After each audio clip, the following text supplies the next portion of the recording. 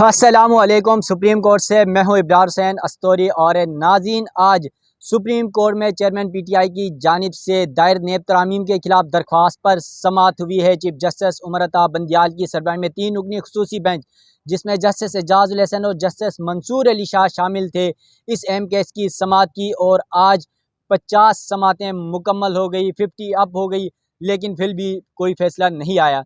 यकीनन आज supreme court में कमरे अदालत में चीफ जस्टिस पाकिस्तान उमर अता बंदियाल और जस्टिस मंसूर अली शाह की जानिब से अहम रिमार्क्स दिए गए हैं। और ख़ास तौर पर जो वफाकी हुकूमत के वकील है मखदूम अली खान अदालत के सामने पेश हुए, और उसके साथ साथ इमरान खान के वकील ख्वाजा हारिस भी कमरे अदालत में मौजूद थे और उन्होंने भी दलाइल दिए। तो मेरे साथ सीनियर सहाफ़ी हैं 92 से वाबस्ता अकील अफजल साहब, और सुप्रीम कोर्ट के कमरे अदालत नंबर 1 में आज मौजूद थे और इन 50 समातों को रेगुलर कवर करते रहे। अकील भाई, आज चीफ जस्टिस पाकिस्तान की जानिब से भी जमहूरियत और सियासत के जो है वो दर्ज दिए जा रहे थे नेब तरामीम के मुकदमे में, और कहा गया कि कुछ तरामीम अच्छी हैं, कुछ बेहतर नहीं है, ये भी कहा गया। साथ साथ मंसूर अली शाह साहब आज साबिक वज़ीर आज़म है, चेयरमैन पीटीआई, इमरान खान पर वो बरस पड़े हैं और कहा कि इमरान खान तो जो है वो पार्लियामेंट छोड़कर भाग गए हैं।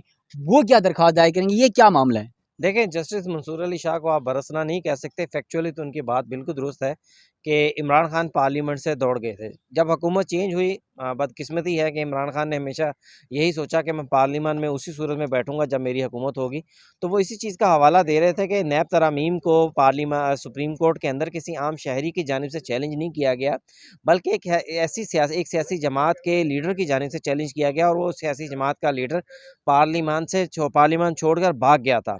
तो बात उनकी फैक्चुअली ठीक है। अब इसके ऊपर जवाब चीफ जस्टिस उमर अता बंदियाल साहब ने दिया। उन्होंने कहा कि अगर हम आज पब्लिक नोटिस जारी कर दें तो इस केस में कई सैकड़ों जो हैं वो जो शहरी हैं वो भी फ्रीक बन जाएंगे, जो कि कहेंगे कि ये नैब तरामीम दुरुस्त नहीं है। जिस पर वकील मखदूम अली खान ने, फिर उन्होंने भी, अगर चीफ साहब ने जवाब दिया तो फिर मखदूम अली खान साहब ने भी कहा, उन्होंने भी ओपनली ऑफर कर दी कि जनाब आप कर दें नोटिस।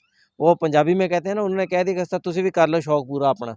तो बहरहाल चीफ जस्टिस साहब उसके बैक पे हो गए साथ उसी। तो उन्होंने कहा कि अब इतनी समातों के बाद, केस को इस लेंथ तक सुनने के बाद, अब दोबारा से हम नोटिस नहीं कर सकते। अच्छा, दूसरी अहम बात थी कि चीफ जस्टिस ऑफ पाकिस्तान ने इसके आज ऑब्जर्वेशंस देते हुए केस के बहुत सारे तरामीम को अच्छा भी कहा। कुछ तरामीम के हवाले से उन्होंने ऑब्जर्वेशंस दी कि ये ठीक नहीं है। मसलन 50 करोड़ की जो लिमिट रख दी गई, उसके ऊपर उन्होंने कहा कि क्या 50 करोड़ की लिमिट रख दी गई है, अब अदालत इसके ऊपर किस तरह डिसाइड करे कि 50 करोड़ की लिमिट या कम, इससे जो कम की होगी करप्शन होगी वो अच्छी है या बुरी है, या वो उसको दूसरे कानून क्यों देखेंगे। और फिर चीफ जस्टिस और पाकिस्तान ने यह भी कहा कि इन तरामीम के तहत बहुत से ऐसे जराइम को ख़त्म कर दिया गया जो कि अब नैब कानून के तहत जराइम नहीं होंगे, लेकिन मुल्क में एंटी करप्शन के तहत या दीगर दूसरे जो लाज हैं, प्रिवेलिंग लाज हैं, उनके तहत वो जराइम अपनी जगह पर बरकरार हैं। तो मुल्क के अंदर 2 कवानीन बन गए फिर एक जुर्म के हवाले से, कि एक उसको ख़त्म कर दिया गया और दूसरी जगह पर वो जुर्म अपनी जगह पर बरकरार रहेगा। और तीसरी बात उसमें ये है कि चीफ जस्टिस ऑफ पाकिस्तान ने कहा कि जो तरामीम, कुछ तरामीम अच्छी तरामीम भी की गई हैं, जिन तरामीम के अंदर उन्होंने ये कहा कि जनाब जो रिमांड को कम कर दिया गया। पहले 90 रोज़ का रिमांड होता था, लोगों को 90 रोज़ जेल के अंदर रखा जाता था, फिर 3-3 साल कैद होती थी, उनको 3-3 साल से पहले ज़मानत नहीं होती थी। और इसी तरह उन्होंने कहा कि ज़मानत रख दी गई, रिमांड को जो कम कर दिया गया, और फिर अपील का हक दे दिया गया। ये 3 कवानीन का ख़ास तौर पर चीफ जस्टिस ऑफ पाकिस्तान ने ज़िक्र किया कि ये 3 कवानीन बहुत अच्छे हैं और ये इंसानियत, ह्यूमैनिटी बेसिस लॉज़ हैं, अगर ये जो तरामीम की गई हैं। लेकिन बहरहाल चीफ साहब की जो ऑब्जर्वेशन थी, चीफ साहब की जो आज की समाअत के अंदर कोशिश थी, वो यही थी कि इन तरामीम को जो है वो इस केस को मुकम्मल किया जाए और समाअत को मुकम्मल करने के बाद फ़ैसला जो है जजमेंट रिज़र्व की जाए। लेकिन मखदूम अली खान साहब पहले उन्होंने हाई कोर्ट्स के मुख्तलिफ़ फ़ैसलों को पढ़ना शुरू कर दिया, फिर उसके बाद उन्होंने केस के जो दीगर लॉज़ थे उसके हवाले से बात करना शुरू कर दी। तो मेरे ख़्याल से वो आज के दौर में अगर हम देखें तो आज की समाअत में मखदूम अली खान साहब इस हद तक ज़रूर कामयाब रहे हैं कि उन्होंने आज जजमेंट रिज़र्व नहीं होने दी। अच्छा अकील भाई, आज सुप्रीम कोर्ट की जानिब से, चीफ जस्टिस की जानिब से जो नेब तरामीम के बाद जो मुकदमात वापस हुए उसकी फ्रेश रिपोर्ट भी तलब की गई है। हालांकि इससे कबल 2 रिपोर्टें तलब की गई। जो साबिक़ा रिपोर्टें थी उसमें क्या कहा गया है और जो नई रिपोर्ट्स आएंगी ये कब तक आएंगी, और उसके बाद इन रिपोर्ट्स में क्या क्या कुछ है, किन किन लोगों ने फ़ायदे लिए? देखें, इस हवाले से मैं ये कहूँगा कि 2 रिपोर्ट्स अब तक सुप्रीम कोर्ट ऑफ पाकिस्तान में, एक 2022 के दिसंबर में जमा करवाई गई और एक जनवरी में जमा करवाई गई। अब उन रिपोर्ट्स की उस तरह से डिटेल्स तो सामने नहीं आई, लेकिन अलबत्ता अब क्योंकि उसके बाद फिर 8 महीने गुज़र गए, तो इसलिए ये हम कह सकते हैं कि अब इसमें ज़ाहिर-सी बात है, अगर उस टाइम 100 केसेज़, तो अब मुमकिना तौर पर हो सकता है 150 केसेज़ हों, क्योंकि केसेज़ को वापस जाने का सिलसिला जारी है। तो इस पर आज चीफ जस्टिस ऑफ पाकिस्तान ने नए प्रोसिक्यूटर्स को ये हदायत की है कि वो एक fresh report supreme court Pakistan में जमा करवाएँ और बताएँ कि अब तक इन अमेंडमेंट्स के बाद कितने मुकदमा जो हैं वो वापस जा चुके हैं। इस आज के केस के अंदर भी देखें, जब मखदूम अली खान, अच्छा, आज के केस की हम एक और अहम चीज़ हम भूल रहे हैं। कल चीफ जस्टिस ऑफ पाकिस्तान ने, मैं वो बताता चलूँ कि कल चीफ जस्टिस ऑफ पाकिस्तान ने एक ऑब्जर्वेशन दी थी कि अटॉर्नी जनरल ऑफ पाकिस्तान ने अदालत के सामने ये तस्लीम किया है कि supreme court practice and procedure act और रिव्यू ऑफ जजमेंट एक्ट्स में बहुत सारी खामियां हैं। तो आज खबरें लगी और ये तस्लीम और किया हाँ, गया वो ये आज कल के वो रिमार्क आज से। खबरें लगी, और एक इंग्लिश अखबार के हमारे नाम ले लें, न, आप यहाँ सामने न, बैठे हुए हैं। सामने बैठे हुए बड़े सीनियर साफ़ी नाम हैं। लेना है नहीं, आपने, लेकिन नाम उनका इदारे ने नहीं छापा, तो हम भी नाम नहीं लेंगे। नाम ले लें नहीं, आप। उनके इदारे ने नाम नहीं सर छापा। आप नाम ले लें। नहीं, उनका उनका नाम, क्योंकि उनके इदारे ने नहीं छापा, इसलिए हम उनका नाम नहीं सर लेंगे। जब चीफ जस्टिस नाम ले रहे हैं तो आप नहीं, क्यों चीफ कतरा रहे जस्टिस हैं? ने नाम नहीं लिया। चीफ साहब ने कहा कि मालूम नहीं कि ये इदारों की कोई पॉलिसी आ गई है कि वो अपने रिपोर्टर्स का नाम नहीं छापते, जिससे ये पता नहीं चलता ये खबर किसने छाप दी। तो बहरहाल बात तो ज़रा मज़ाक की तरफ चली गई। तो चीफ साहब ने कल अपनी शायद मैं तो ये कहूँगा अपने ऑब्जर्वेशंस को अटॉर्नी जनरल के मुँह में डाल दिया कि भई उन्होंने ये तस्लीम कर लिया कि इस कानून के अंदर खामियाँ हैं। तो अटॉर्नी जनरल साहब भी उठे, आज अखबार लेकर वो सुप्रीम कोर्ट के सामने पहुँच गए। सारे अखबार लेके वो पहुंचे। अखबारात लेकर पहुँच गए। उन्होंने कहा कि जी मैं तो ऐसी कोई भी अदालत में ऐसी कोई चीज़ तस्लीम नहीं की जिसकी वजह से ये पता चले कि इसमें खामियाँ हुई। तो अटॉर्नी जनरल चीफ जस्टिस ने कहा ये तो हमारे ऑर्डर्स के अंदर लिखा हुआ है।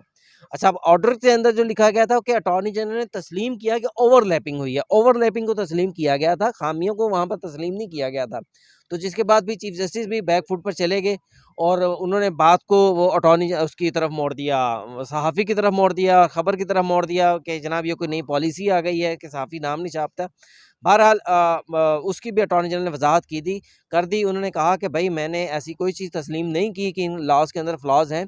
अलबत्ता ये ज़रूर कहा था कि ओवरलैपिंग लॉज़ हैं। ओवरलैपिंग और गलती को तस्लीम करने में बड़ा फ़र्क है।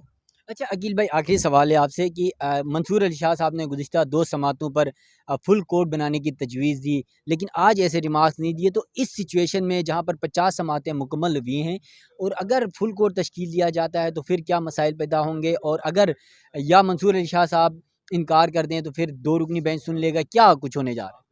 देखिए, मंसूर अली शाह साहब ने अगर इनकार करना होता तो वो पहली समात ही जब उन्होंने वो ऑब्जर्वेशंस दी थी कि फुल कोर्ट बनाई जाए, यहाँ supreme court practice and procedure bill का फैसला कर लिया जाए, मेरे ख्याल से वो उसी दिन रिक्यूज़ल कर लेते। रिक्यूज़ वो नहीं करेंगे और ना ही उनको करना चाहिए अब तो वो अगर उनके डाइसेंट नोट है, इख्तलाफ है, तो वो अपना इख्तलाफी नोट अदालत में बताएँ, अपना इख्तलाफी नोट अलग लिखें। मेजॉरिटी अब जो भी है देखें, इसमें थोड़े से मुहतात अल्फाज इस्तेमाल करता हूँ कि जब ये बेंच बना था तो उसी टाइम 2-1 की रेशो जो थी वो हर बंदे के ज़हन में थी कि इसकी जजमेंट 2-1 की रेशो से आएगी।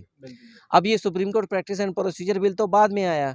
तो यहाँ तो मुअज़्ज़ज़ जज साहिबान जो भी हों, उनको केस के आगाज़ पर जिस तरह हमें अंदाज़ा हो जाता है कि ये जो जज साहब हैं ये किस तरफ जा रहे हैं, या ये वो जो लाइक माइंडेड जजेस वाला एक सिलसिला है कि ये एक जजमेंट देंगे, तो उसी तरह उन जजेस को भी एहसास हो जाता है कि ये मामला किस तरफ जाएगा। अगर उन्हें कोई एतराज़ होता तो वो शुरू से ही इस बेंच से अलग हो जाते। लेकिन मेरे ख़्याल से उन्होंने अब एतराज़ किया है, लेकिन वो भी उन्होंने तजवीज़ दी है, रिक्वेस्ट की है चीफ जस्टिस से, बाकायदा खुद अलग नहीं हुए।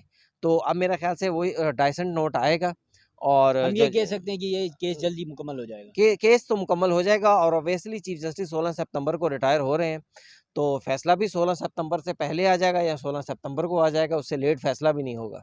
जी नाज़रीन, अकील साहब की आपने बातें सुनी कि चीफ जस्टिस पाकिस्तान 16 सितंबर को रिटायर हो रहे हैं और उससे पहले ही नेब तरामीम केस का फैसला भी आ जाएगा। और आज सुप्रीम कोर्ट ने नेब तरामीम केस में नेब से नई फ्रेश रिपोर्ट तलब कर ली है और 2 रिपोर्टें पहले ही जमा कराई गई हैं कि इस नेब तरामीम के ज़रिए किस किस को फ़ायदा हुआ और किस किस ने फ़ायदा उठाया।